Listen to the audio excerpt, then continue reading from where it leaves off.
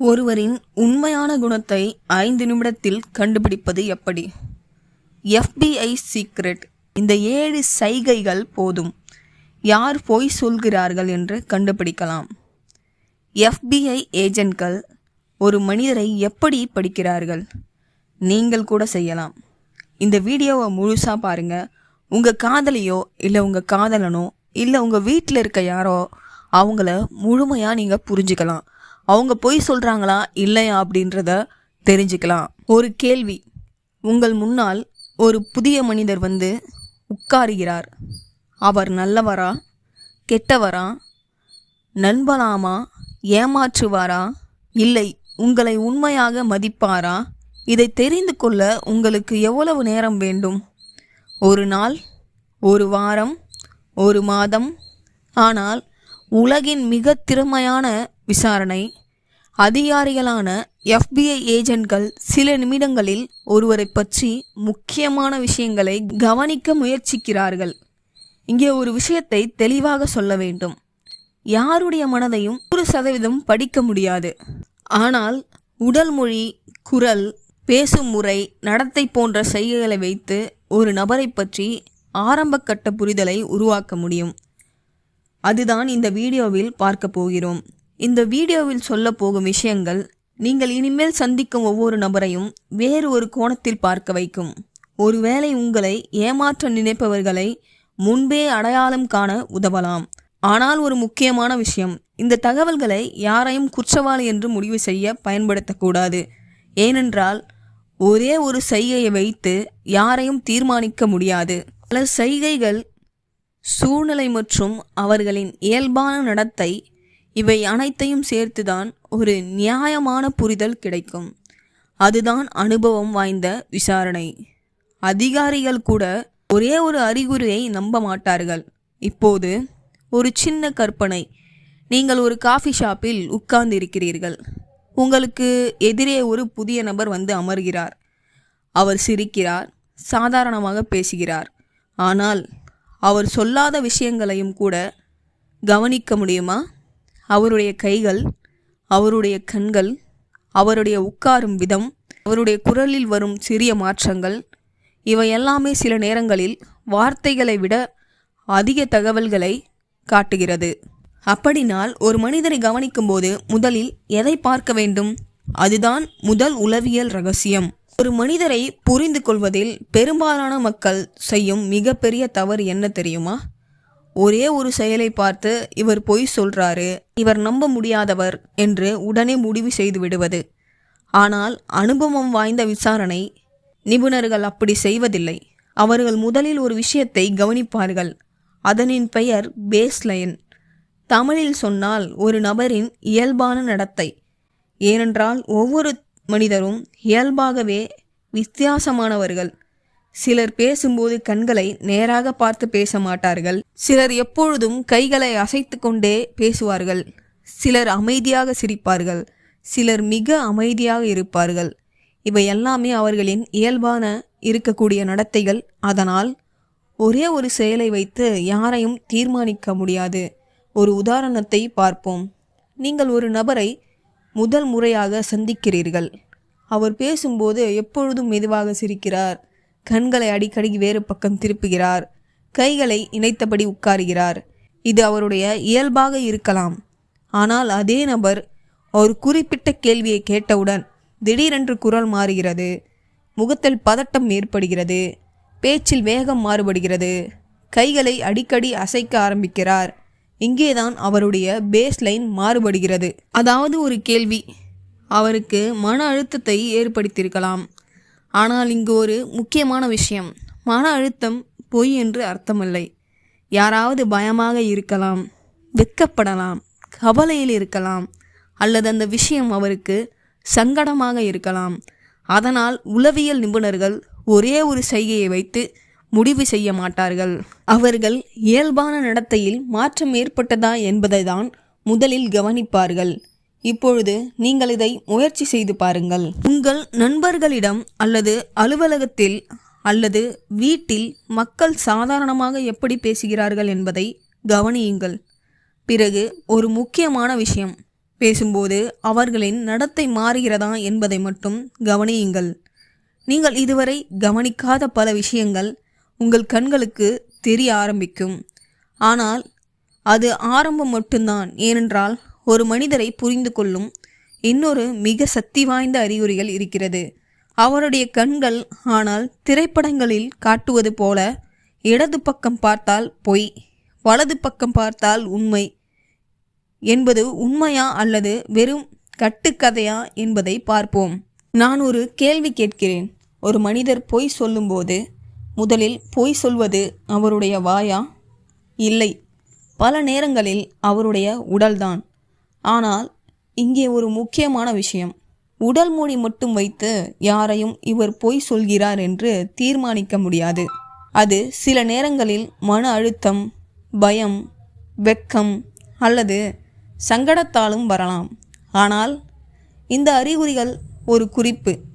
கைகளை சுதந்திரமாக அசைப்பார். ஆனால் ஒரு குறிப்பிட்ட கேள்விக்கு பிறகு திடீரென கைகளை இறுக்கமாக பிடித்து கொண்டால் அல்லது விரல்களை அடிக்கடிக்க உராச ஆரம்பித்தால் அது அவருக்குள் ஒரு பதற்றம் ஏற்படலாம் என்பதற்கான ஒரு சைகையாக இருக்கலாம்.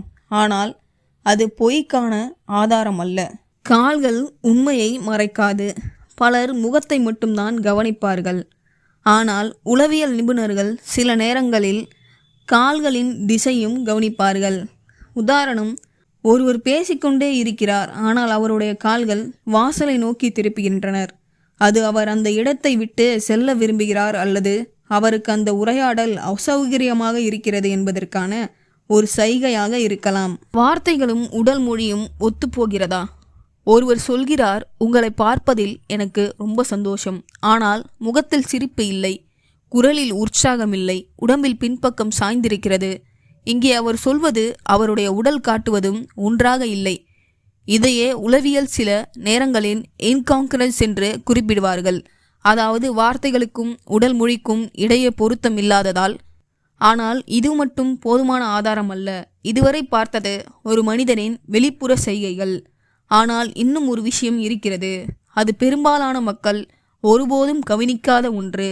குரலின் வேகம், இடையில் வரும் அமைதி, திடீரென்று மாறும் பேச்சு, இவை கூட சில நேரங்களில் அவருடைய மனநிலை மாற்றங்களை குறிக்கலாம். FBI போன்ற விசாரணை நிபுணர்கள் கவனிக்கும் குரலின் உளவியல் ரகசியங்களை பார்க்கலாம். இப்போது உங்கள் கண்களை ஒரு நிமிடம் மூடிக்கொண்டு யோசித்து பாருங்கள். உங்களுக்கு மிக நெருக்கமான ஒருவர் திடீரென்று ஃபோன் செய்து பேசுகிறார். அவருடைய முகத்தை நீங்கள் பார்க்கவில்லை. ஆனால் 2 அல்லது 3 வார்த்தைகளை கேட்டவுடன் ஏதோ சரியில்லை அப்படி தோன்றியிருந்தால் அதற்கு காரணம் அவருடைய வார்த்தைகள் அல்ல, அவருடைய குரல். உளவியல் ஒரு விஷயம் இருக்கிறது. ஒரு மனிதர் உணர்ச்சிகள் மாறும்போது சில நேரங்களில் அவருடைய குரலில் சிறிய மாற்றங்கள் ஏற்படலாம். உதாரணமாக, சாதாரணமாக மெதுவாக பேசும் ஒருவர் ஒரு குறிப்பிட்ட கேள்விக்கு மட்டும் திடீரென்று வேகமாக பேச ஆரம்பிக்கலாம். அல்லது வேகமாக பேசுவார், திடீரென்று மெதுவாக பேசலாம். சில நேரங்களில் ஒரு கேள்விக்கு பதில் சொல்லும் முன் வழக்கத்தை விட நீண்ட இடைவெளி எடுக்கலாம். ஆனால் இதற்கு ஒரு முக்கியமான உண்மை இருக்கிறது. இது மாற்றங்கள் மட்டும் வைத்து யாராலும் பொய் சொல்கிறார் என்று கூற முடியாது. ஏனென்றால் அவர்கள் பதட்டமாக இருக்கலாம், சரியான வார்த்தையை தேடிக்கொண்டிருக்கலாம், அல்லது அந்த விஷயம் அவர்களுக்கு உணர்ச்சி பூர்வமாக இருக்கலாம். இன்னொரு சுவாரஸ்யமான விஷயம், ஒருவர் உண்மையை சொல்லும்போது பொதுவாக நிகழ்வுகளை இயல்பான வரிசையில் சொல்ல முயற்சிப்பார். ஆனால் ஒருவர் ஒரு கதையை உருவாக்கி சொன்னால் சில நேரங்களில் சிறிய விஷயங்கள் குழப்பம் வரலாம். ஒரு சம்பவத்தை 2 முறை சொல்லும்போது சில தகவல்கள் மாறலாம். அதனால்தான் அனுபவம் வாய்ந்த விசாரணையாளர்கள் ஒரு கேள்வியை வேறு விதமாக வேறு நேரத்தில் மீண்டும் கேட்பார்கள். அவர்கள் பதில் மட்டும் கேட்பதில்லை, அந்த பதில் ஒவ்வொரு முறையும் ஒரே மாதிரி இருக்கிறதா என்பதையும் கவனிப்பார்கள். இப்போது இந்த வீடியோவில் மிக முக்கியமான பாடம் என்ன தெரியுமா? ஒரு மனிதரை புரிந்து கொள்ள ஒரே ஒரு அறிகுறியை ஒருபோதும் நம்பக்கூடாது. கண்கள், கைகள், குரல், முகபாவனை, உட்காரும் விதம், பேசும் முறை, சூழ்நிலை, இவை அனைத்தையும் சேர்த்துதான் ஒரு ஆரம்ப கட்ட புரிதல் உருவாக்க முடியும். அதுதான் உளவியல் நிபுணர்களும் அனுபவம் வாய்ந்த விசாரணை அதிகாரிகளும் பின்பற்றும் அணுகுமுறை. ஆனால் உறுதியாக நீங்கள் யாருடன் பேசும்போதும் வெறும் 30 வினாடிகளில் அவர்கள் உங்களை பற்றி என்ன முடிவு செய்கிறார்கள் தெரியுமா? அந்த உளவியல் ரகசியத்தை இந்த வீடியோவின் கடைசி பகுதியில் பார்க்கலாம். அதை தெரிந்து கொண்டால் நீங்கள் மற்றவர்களை புரிந்து கொள்வது மட்டுமல்ல, மற்றவர்கள் உங்களை பற்றி என்ன நினைக்கிறார்கள் என்பதையும் தெரிந்து கொள்ளலாம். இப்போது இந்த வீடியோவின் கடைசி மற்றும் மிக முக்கியமான பகுதிக்கு வந்துவிட்டோம். ஒரு கேள்வி: நீங்கள் ஒரு புதிய மனிதரை முதல் முறையாக சந்திக்கும் போது அவரை பற்றி நீங்கள் சில நிமிடங்கள் ஒரு கருத்து உருவாக்குகிறீர்கள் இல்லையா? அதுபோல அவரும் உங்களை பற்றி ஒரு கருத்தை உருவாக்குகிறார். உளவியல் இதை ஃபர்ஸ்ட் இம்ப்ரெஷன் என்று அழைக்கிறார்கள். சில நேரங்களில் இந்த முதல் அபிப்பிராயம் சரியாக இருக்கலாம், சில நேரங்களில் முற்றிலும் தவறாக இருக்கலாம். ஆனால் ஒரே ஒரு சந்திப்பை வைத்து யாரையும் முழுமையாக தீர்மானிக்க முடியாது. ஏனென்றால் ஒவ்வொருவருக்கும் அவரது வாழ்க்கையில் கஷ்டங்கள், மன அழுத்தங்கள், பயங்கள், சூழ்நிலைகள் இருக்கலாம். அது அவர்களின் நடத்தையில் தற்காலிக மாற்றத்தை ஏற்படுத்தலாம். புரிந்து கொள்ள முயற்சிப்பதுதான் அதுதான் உண்மையான உளவியல். இப்போது இந்த வீடியோவில் என்ன கற்றுக்கொண்டோம்? முதல், ஒரு மனிதரின் இயல்பான நடத்தை, அதாவது பேஸ்லைன் புரிந்து கொள்ள வேண்டும். அதற்கு பிறகு அந்த நடத்தையில் மாற்றம் ஏற்படுகிறதா என்பதை கவனிக்க வேண்டும். அடுத்தது, கண்கள், கைகள், உடல் மொழி, குரல், பேச்சு, இவை அனைத்திலும் தனித்தனியாக அல்ல, ஒன்றாக சேர்த்து பார்க்க வேண்டும். மிக முக்கியமாக, ஒரே ஒரு அறிகுறியை வைத்து அவர் நல்லவரா கெட்டவரா, அவர் பொய் சொல்கிறாரா என்பதை முடிவு செய்யக்கூடாது. ஒரு விஷயத்தை எப்பொழுதும் நினைவில் வைத்துக் கொள்ளுங்கள். உளவியல் மனிதர்களை குறை சொல்ல கற்றுக் கொடுக்காது, மனிதர்களை நன்றாக புரிந்து கொள்ள கற்றுக் கொடுக்கும். அதுதான் இந்த வீடியோவின் உண்மையான நோக்கம். இந்த வீடியோ உங்களுக்கு பயனுள்ளதாக இருந்தால் ஒரு லைக் செய்து உங்களுடைய கருத்தை கமெண்டில் சொல்லுங்கள். மேலும் இது போன்ற உளவியல், மனித மனம், மர்மங்கள், அறிவியல் மற்றும் வாழ்க்கையை மாற்றக்கூடிய உண்மை கதைகளை பற்றி தெரிந்து கொள்ள நம்முடைய சேனலை சப்ஸ்கிரைப் செய்து பெல் ஐக்கானை அழுத்த மறக்காதீர்கள். அடுத்த வீடியோவில் இன்னும் ஒரு சுவாரஸ்யமான உண்மையுடன் சந்திப்போம். அதுவரை நன்றி, வணக்கம்.